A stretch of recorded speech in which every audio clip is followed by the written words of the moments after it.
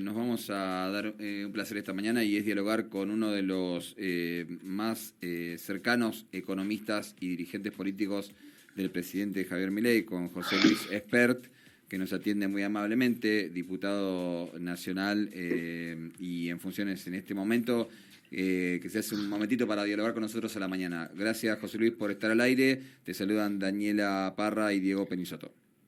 Hola chicos, ¿qué tal? Muy buen día. Gran saludo para ustedes, a la producción y todos los oyentes. Bueno, gracias por compartir con nosotros un ratito. Queremos preguntarte sobre varias cosas, pero empezamos por lo más sencillo, lo más básico, lo que pasó ayer en la Cámara de Diputados respecto a los fondos reservados que finalmente fueron rechazados. ¿Qué opinión tenés y cómo crees que puede llegar a fluir el trámite legislativo? Pero principalmente lo que más se comentó, ¿no? ¿Cómo es esto de que hay tanta plata para gastos reservados de la CIDE y no para otras cuestiones? Bueno, hay varias cosas. Hablemos un poco del tema de fondo. Yo creo que Argentina, con todas las hipótesis de conflicto graves que tiene, ahora las voy a enumerar, estoy convencidísimo que se requiere una CIDE muy, muy fuerte desde el punto de vista presupuestario, porque la cantidad de cosas en las cuales hay que gastar para hacer buena inteligencia es muy grande. Argentina tiene todo el problema de los mapuches en el sur, tiene el problema del narcotráfico desde el norte, donde hay infinidad de pistas clandestinas, donde aterrizan aviones que vienen desde el exterior, Bolivia y Perú particularmente, dejando la droga, insisto, en pistas clandestinas en el norte, que después bajan alegremente por las rutas argentinas hasta particularmente centros como Rosario del conurbano. Tenemos la triple frontera, tenemos los problemas del ciberterrorismo, el presidente Milei con la postura tan firme que ha tenido a favor de Israel y contra Hamas y contra Irán, yo diría que también requiere de mucha inteligencia, así que yo no dudaría que en los problemas que Argentina tiene y los problemas que hay en el mundo, ¿no? Se requiere de una muy buena inteligencia. Dicho esto, obviamente la inteligencia en Argentina está completamente degradada, fruto de que se ha utilizado en las últimas décadas, particularmente durante el maldito kirchnerismo, para espiar gente, hacer operaciones, ensuciar, etcétera, etcétera, etcétera. Así que entiendo que haya una mala conceptualización de lo que es la inteligencia, lo que es la CIDE, digamos, lo que se le conoció como CIDE. Pero bueno, estamos frente a un gobierno como el del presidente Milei que no quiere hacer las cochinadas que se han hecho históricamente con la CIDE, sino poner a todo el Estado al servicio de la sociedad, al servicio de la gente, y proteger a la sociedad de ciberataques o de potenciales conflictos, como pueden ser con Irán, el terrorismo iraní, el terrorismo de los mapuches, el terrorismo que está detrás de la cocaína, la triple frontera, me parece que está muy bien. Nos interesa Volviendo mucho ahora esto. al tema presupuestario, yendo al tema presupuestario, Dale, con esto dale. cierro el comentario y dialogamos todo lo que quieras, por supuesto, pero déjame cerrar el tema que requiere de hablar del tema presupuestario. La CIDE, si uno mira los últimos 34 años, casi una generación, ha gastado en promedio unos 130 millones de dólares. Y ¿Por la año? CIDE cuando... ¿Cómo? Por año, año. sí, el promedio anual. El promedio anual durante los últimos 34 años ha sido de 130 millones de dólares, con picos durante el gobierno de Menem, a pesar de lo cual ocurrió el atentado de la Embajada de Israel y el atentado de la AMIA, y también con picos durante el gobierno de Macri. Durante el gobierno de Alberto Fernández, como Alberto Fernández ya lo dijo en 2019, la CIDE prácticamente desapareció. El presupuesto bajó de unos 200 millones de dólares que lo dejó el gobierno de Macri y lo llevó a menos de 50 millones de dólares, una cuarta parte. Arrancó el gobierno del presidente Milei con un presupuesto de 36 millones de dólares, el más bajo de los últimos 35 años. 36 millones de dólares. Pongamos un número de un dólar a 36.000 millones de pesos, el más bajo de los últimos 35 años. El decreto, que fue rechazado por la Cámara de Diputados en el día de ayer, eleva ese presupuesto en 100.000 millones de pesos, de 36.000 a 100.000 millones de pesos.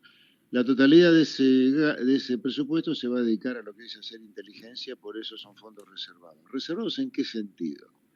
Son reservados para el detalle en qué se gasta esos 100.000 millones de pesos, son reservados para toda la sociedad, salvo para la Comisión Bicameral de Inteligencia. Ahí sí los 100.000 millones de pesos se desguazan en su totalidad y se discriminan en su totalidad, y ahí tienen acceso los 18 miembros de la Comisión de Inteligencia. Así que no hay control de todo el Congreso porque se presupuestan los gastos de la CIE dentro del presupuesto de todos los años, pero el conocimiento del detalle en qué se gasta de inteligencia en particular lo conocen los miembros de la bicameral. Así que trazabilidad sobre la plata hay. En cuanto al monto, 100.000 millones de pesos suenan mucho, pero es bueno ponerlo en términos relativos. Es el 1 por mil, perdón, el 1% de todo el gasto público nacional del presupuesto, y el 3 por mil del PBI, o sea, la nada misma, pero es para proteger a la sociedad argentina de ataques, no es para hacer inteligencia, para plantar cosas en la pobre gente de a pie. Así que, por lo tanto, lamento que tan rápidamente el DNU se haya sido rechazado, cuando ya estaba la bicameral, además constituida. Se podría haber esperado para que la bicameral se expidiera y después tratarla en el recinto. Es la primera vez en décadas que no se rechaza un DNU, y la primera vez, no sé si en la historia, pero casi en la historia, que un DNU se rechaza en una Cámara sin ningún tipo de discurso previo. En general, las leyes se aceptan o se rechazan después de que se da el debate sobre la ley. No Bueno, hay, acá, sin discurso alguno, se votó directamente el DNU. te consulto sin ningún tipo de análisis previo, simplemente porque es lo que se habla, lo que se dice y lo que estamos todos viendo a diario en los medios en relación a Santiago Caputo, que es quien hoy tiene en sus manos los resortes de la CIDE y el manejo de las redes sociales, principalmente con aquello que en la época de Macri se bautizó como los trolls, y hoy también vemos asiduamente, principalmente en Twitter, que es también donde el presidente más... No hay ninguno de estos fondos que vaya a parar ahí a los trolls de Santiago Caputo. No, de ninguna manera, de ninguna manera. Estos fondos, estos 100.000 millones de pesos de fondos reservados, que insisto, no son ocultos, están presupuestados. ¿Qué se va a hacer en todo caso con esos 100.000 millones de pesos? Queda reservado para la Comisión Bicameral de Inteligencia, donde están representadas las provincias y los ciudadanos a través de los senadores y los diputados que la conforman. No, de ninguna manera. Van a ser utilizados para prevenir ataques terroristas a la Argentina. Me Y Argentina sorprendió está esto sujeta a que terrorismo. dijiste de los mapuches, porque hace tiempo que no hablamos acá en nuestra zona y estamos acá nomás del tema mapuche, pero ¿a qué referís cuando hablas del terrorismo mapuche? Bueno, toda la actividad que los mapuches han desarrollado en el sur de la Argentina es terrorista. Eso de incendiar casas, secuestrar gente, matar gente, intrusar territorio, todo eso es terrorista.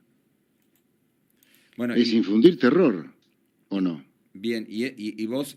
O son indiecitos que hacen vasija con arcilla.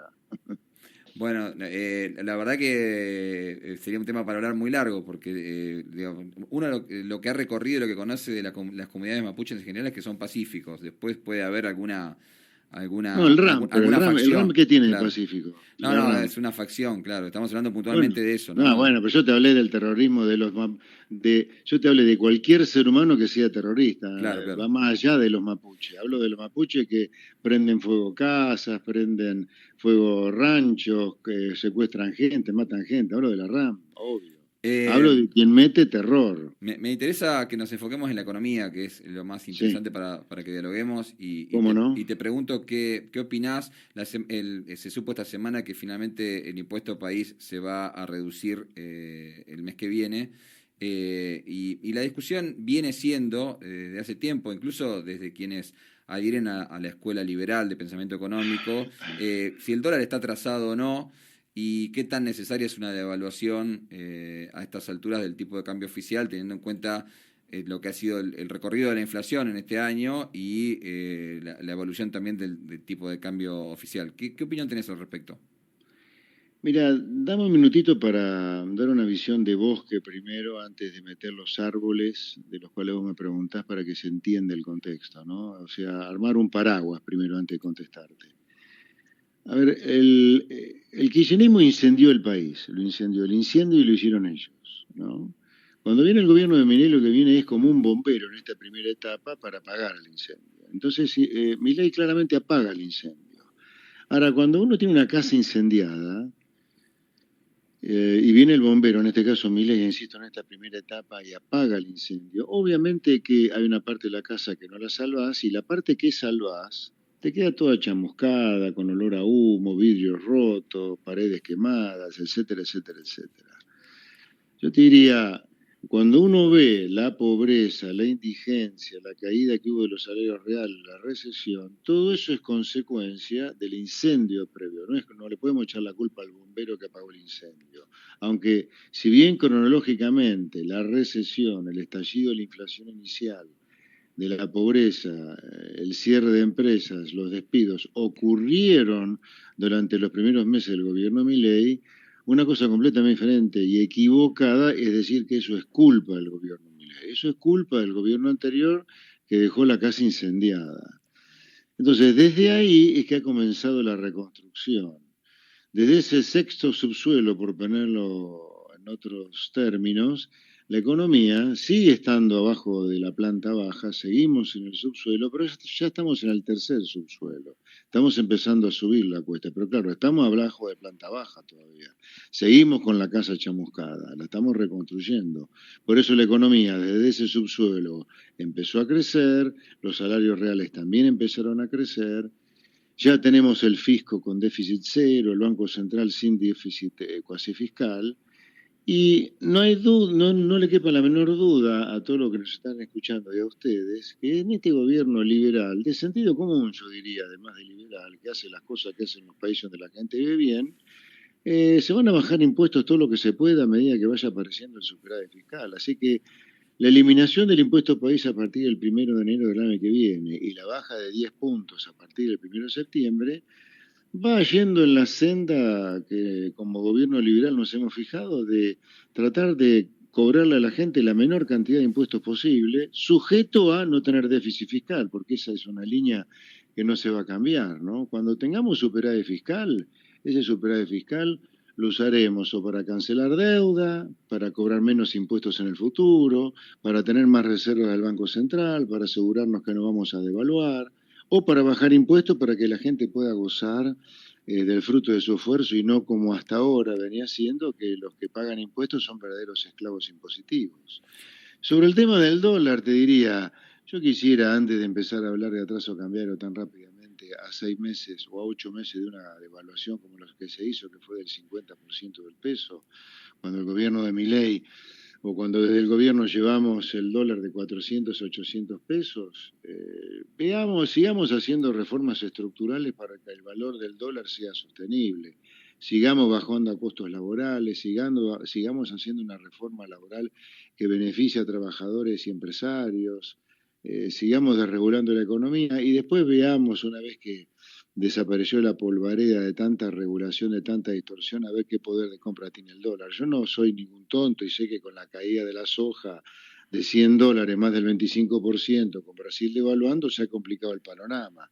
Pero me parece prematuro todavía estar hablando de atraso cambiario. El otro día escuchaba al ex ministro de Economía de la gestión de Carlos Saúl Menem, a Domingo Cavallo, decir, bueno, hay una oportunidad de por medio porque si se baja 10 puntos el impuesto país, el gobierno podría hacer una devaluación compensada del 10%. Esto a los importadores les resultaría inocuo porque seguirían pagando nominalmente el mismo tipo de cambio, pero Claro. sería un guiño guiño para los exportadores y la posibilidad de que empiece a moverse un poquitito la liquidación de granos. ¿Eso cómo lo ves?